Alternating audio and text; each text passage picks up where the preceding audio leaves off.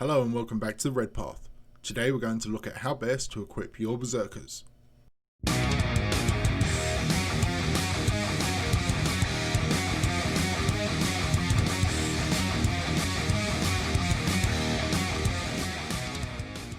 few weeks ago I released a video entitled "When all you have is a Warhammer, everything looks like a butcher's nail," that discussed the optimal size of a Berserker squad to deal with any particular threat.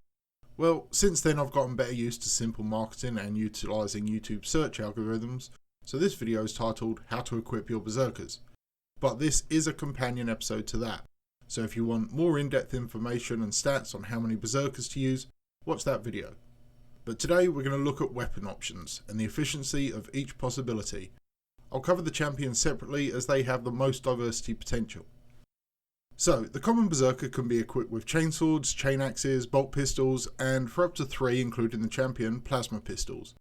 The limit of 3 doesn't change whether you have 5 or 20 models total, which is frustrating, but whatever. Let's have a quick look at the basics of each weapon.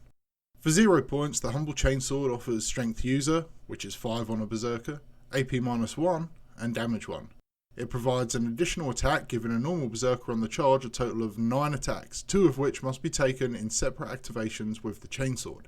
The bolt pistol is also free and is a strength 4 pistol with 12 inches range and 0 AP with 1 damage. The chain axe costs 1 point, adds 1 to the user's strength and is -1 AP with 1 damage. A plasma pistol is 5 points, it's a 12-inch range pistol with strength 7, -3 AP and 1 damage, with the option to overcharge for strength 8 and 2 damage, but will slay the bear on a roll of a 1.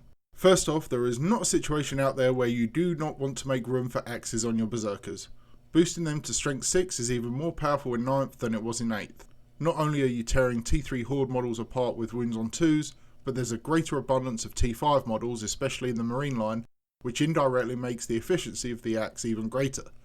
The more targets that suffer at the hands of a 1-point weapon, the more effective it gets.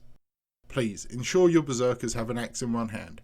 The very few examples I can think of where a sword and pistol may perform as well as an axe and pistol are so rare and specific, and offer no actual advantage over saving a few points, that it's not worth devoting any time to. So now we've established that the axe should be your primary weapon, how best to choose the secondary? First, let's compare the bolt pistol and chainsword. Both are free options, so it makes sense.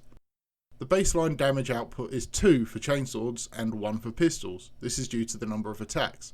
So swords are already potentially 100% more effective. Next, when we look at the AP value, a sword comes with an inherent -1. The pistol does not. Sure, there's more and more units that ignore the first AP, but that's not a lot still, and there's a lot more that don't.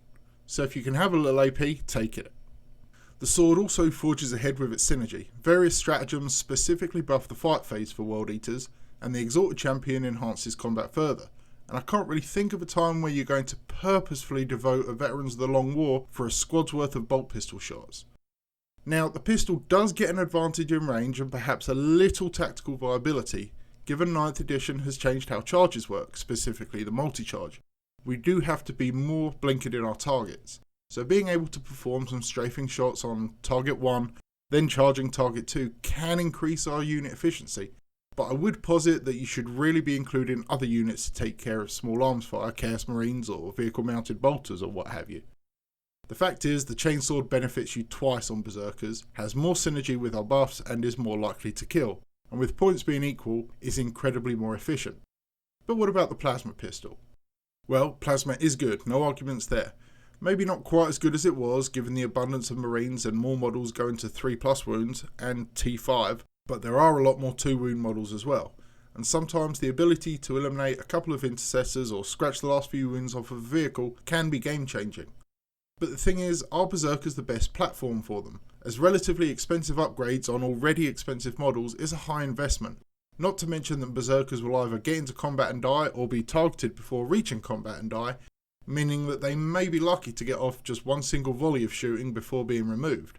I'm not saying that plasma is a waste, it's not, but I think where possible you should fit it into other parts of your army, whether on a normal Marine squad, on Chosen or whatever. I think Berserkers need to maximise their combat effectiveness, and a chainsword at 0 points is just more efficient than either pistol option. So, for your line Berserkers I strongly recommend, as a general rule, sword and axe. Your local meta may offer opportunities for plasma, so if there's a need, don't feel bad about equipping those plasma pistols, but at the moment, I think it's best to focus Berserkers on combat.